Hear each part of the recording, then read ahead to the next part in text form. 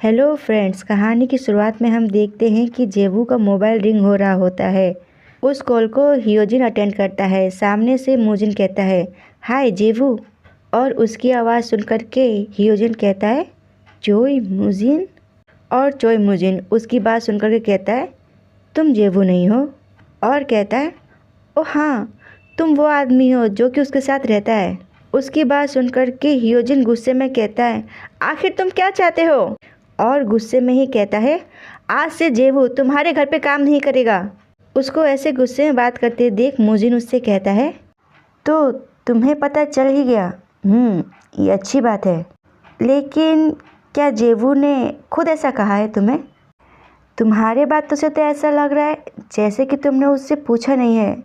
पहले उसके भी विचार जान लो। और फिर हियोजिन से कहता है, मेरी बात जेवू से करवाओ, चलो फ़ोन उसे दो। और फिर उसकी बात सुनकर के हियोजिन गुस्से में कहता है, नहीं। और गुस्से में जेवू के तरफ देख के कहता है, तुम नौकरी छोड़ रहे हो है ना जेवू। और जेवू उसको देख करके घबरा जाता है और कहता है, हाँ मैं छोड़ रहा हूँ। और फिर हियोजिन मूजिन से गुस्से में कहता है, वो कह रहा है कि वो तुम्हारे यहाँ से काम छोड़ रहा है। और हियोजिन की बात सुनकर के जेवू परेशान होकर अपने लिप्स को बाइट करता है। अपनी बात कह करके हियोजिन फ़ोन काट देता है और फिर एकदम से जेवू के पास चला जाता है और उसके लिप्स को टच करके कहता है, अपने होठों को बाइट मत करो। फिर हियोजिन थोड़ा दुखी होते हुए अपने हाथों को पीछे ले लेता है और कुछ सोचते हुए कहता है जेवू से, मैं बाहर जाके थोड़ी फ्रेश हवा लेना चाहता हूँ। और ऐसा कह के वे बारिश में बाहर चला जाता है। हियोजिन के बाहर जाने के बाद जेवू कहता है, ओह नो। और फिर ठंडी सांस छोड़ते हुए वे अपने मन में कहता है, आखिर हियोजिन को ये बात पता कैसे चली? क्या मूजिन ने उसे बताया होगा? मुझे नहीं लगता कि ऐसा हो सकता है, लेकिन फिर भी आखिर उससे ये सब बातें अभी क्यों पता चली? तभी दोनों बच्चे पीछे से आ जाते हैं और ह्युनवो जेवू से कहता है, मिस्टर जेवू, हियोजिन को क्या हुआ? और आखिर वो ऐसे चला क्यों गया? वो वापस तो आएगा ना, है ना? जेवू पीछे मुड़ करके बच्चों को देख के कहता है, ह्युनवो वो ही। और उनके पास जाके उनको पकड़ के समझाते हुए कहता है, वो हियोजिन चाहता था कि वे अपने दिमाग को थोड़ा शांत कर रहे और अपने सोच को थोड़ा क्लियर करे। तुम घबराओ मत, वो जल्द ही वापस आ जाएगा। बस उस पर विश्वास रखो और उसका इंतज़ार करो। और मैं नहीं चाहता कि तुम्हें ठंड लग जाए, इसीलिए अंदर जाके आराम करो। और ह्युनवो कहता है, ओके। और उनको जाते देख करके जेवू कहता है मन में, तुम बस ज़रा देखो तो हियोजिन, तुम्हारे पास एक फैमिली है। मैं चुपचाप से साइड में खड़ा होकर के तुम्हें ऐसे परेशान होते हुए नहीं देख सकता। मुझे उसे ढूंढना चाहिए और उसका मन बदलने की कोशिश करना चाहिए। तेज़ बारिश में हियोजिन भीगते हुए कहीं जा रहा होता है और बारिश में चलते हुए ही कह रहा होता है, मेरे कारण हर कोई दुखी है। जिस खुशी को मैं बड़ी मुश्किल से हासिल कर पाया था, वह अब एक भ्रम से अधिक कुछ नहीं रहा। ये सोचना कि मेरे नसीब में कोई खुशी है, मुझे इस चीज़ की आशा ही नहीं करनी चाहिए थी। और बारिश में ऊपर की तरफ देखते हुए कहता है, मेरे किस्मत में हमेशा से ही ये लिखा हुआ है, कचरे की तरह जीना। तभी हमें दिखाया जाता है कि उसके सामने से कोई उसके तरफ आ रहा होता है और अपने तरफ चोई मूजिन को देख कर के हियोजिन कहता है, चोई मूजिन, तुम आखिर यहाँ क्या करने आए हो? और मूजिन उससे कहता है, ऑफ कोर्स मैं यहाँ जेवू को देखने आया हूँ। उसकी बातें सुन कर के हियोजिन को काफ़ी गुस्सा आ जाता है और वो उसके कॉलर को पकड़ के खींच के कहता है, आखिर तुम उससे क्यों मिलना चाहते हो? और फिर मूजिन उससे कहता है, मैं उससे उसके कॉन्ट्रैक्ट के बारे में बात करने आया हूँ। और उसके हाथ को पकड़ के पीछे की तरफ धकेलते हुए कहता है, मैं कॉन्ट्रैक्ट लेके आया हूँ। मूजिन की पकड़ काफ़ी तेज़ होती है, जिसके वजह से हियोजिन कहता है, आह। और फिर मूजिन कहता है, इस बार पहले से भी अच्छे ऑफ़र के साथ आया हूँ। और तीखी हंसी हंसते हुए हियोजिन को तीखी नज़रों से देखते हुए कहता है, मैं यू हियोजिन का सारा कर चुका दूंगा। और उसकी बात सुनकर के हियोजिन चिढ़ते हुए चिल्लाते हुए कहता है, पर जेवो का मुझसे कोई लेना देना नहीं है, और जहाँ तक रही कर्ज की बात, मैं अपना कर्ज खुद चुकाऊंगा, और अब तुम उसे इस सब चीज़ों में मत घसीटो। हियोजिन की बात सुनकर के मुजिन उसके करीब आता है और उसे चिढ़ाते हुए हंसते हुए कहता है, क्या तुम इसे चुका भी पाओगे? तुम काम करते करते मर भी जाओगे, तब भी तुम उस चीज़ के करीब नहीं पहुंच पाओगे जितना कि तुम्हारा डेब्ट है।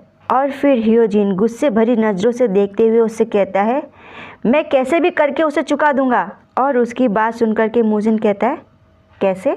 और हियोजिन अपने दांतों को पीसते हुए गुस्से में कहता है, इस चीज़ के लिए मुझे जो कुछ भी करना होगा मैं करूँगा, और इसके बदले में तुम जेवो को अकेला छोड़ दो। हियोजिन की बात सुनकर के मुजिन अपने चिन पे हाथ रख के सोचने के स्टाइल में कहता है, इसका फैसला तुम नहीं कर सकती। और हियोजिन के तरफ देख के कहता है, लेकिन जब तक तुम अपने काम में अच्छे हो, मैं वही करूँगा जो तुम चाहते हो। और कहता है, तो चलो फिर इसे एक सौदा मान लेते हैं। और ऐसा कह के वो हियोजिन को वहीं पे छोड़ के चला जाता है, और हियोजिन बस वहीं खड़ा रह जाता है। और तभी वहाँ पे जेवू आ जाता है हियोजिन को ढूंढते ढूंढते, और हियोजिन को ऐसे पानी में भीगते हुए देख के कहता है, हियोजिन। फिर हियोजिन के पास जाके हियोजिन से कहता है घबराते हुए, हियोजिन तुम आखिर इस तरह से यहाँ पे क्यों हो? तो तुम ठीक तो हो? पीले दिख रहे हो।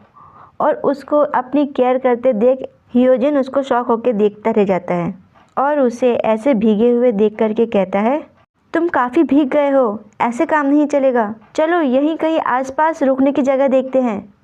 और फिर हमें एक जगह दिखाया जाता है और कोई शावर ले रहा होता है।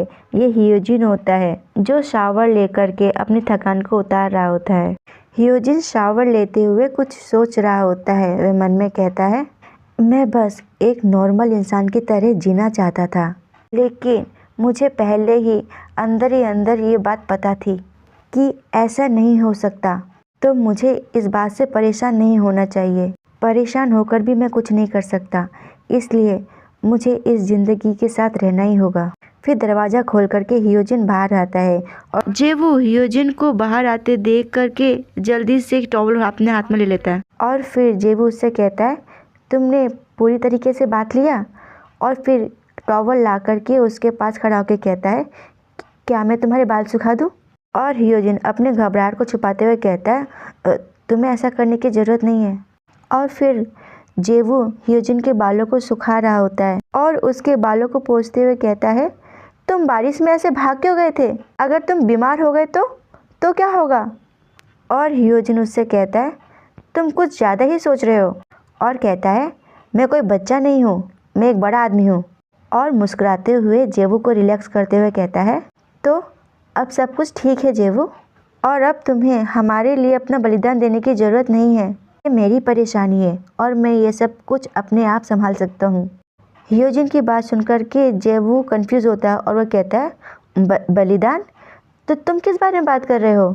और हियोजिन कहता है, मेरा मतलब है मेरा कर्ज।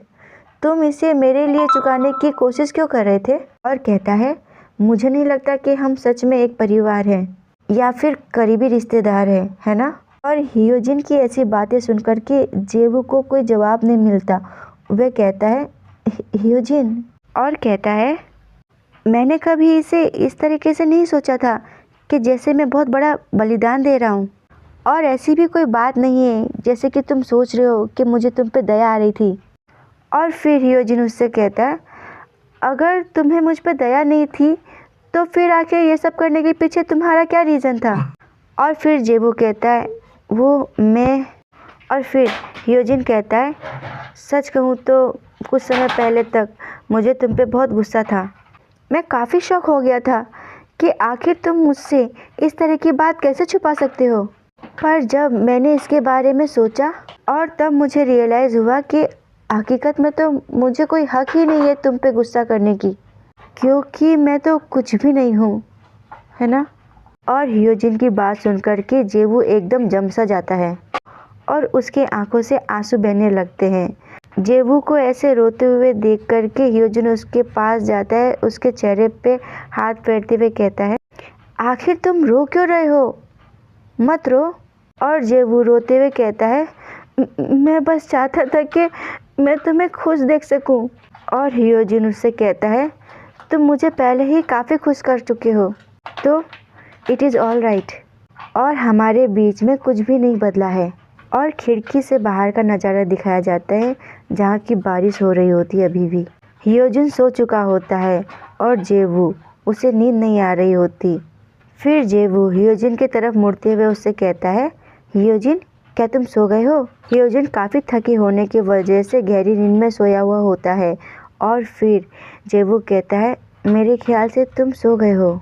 और फिर जेवू उसको देख करके उससे कहता है, कुछ देर पहले तुमने कहा था कि मैं अपने आप को तुम्हारे लिए सेक्रीफाइस क्यों कर रहा हूँ, है ना? और बैठते हुए उसको देखते हुए कहता है, पर मैं तुम्हें उस वक्त इस बात का रीज़न नहीं बता पा रहा था। वो इसलिए था क्योंकि मैं भी तुम्हें पसंद करता हूँ और इस वजह से मैंने ये सब कुछ किया। ऐसे वो उसको देखते हुए मुस्कुराते हुए कह रहा होता है और कहता है, गुड नाइट ह्योजन। और इसी के साथ ये पाठ होता है समाप्त। धन्यवाद।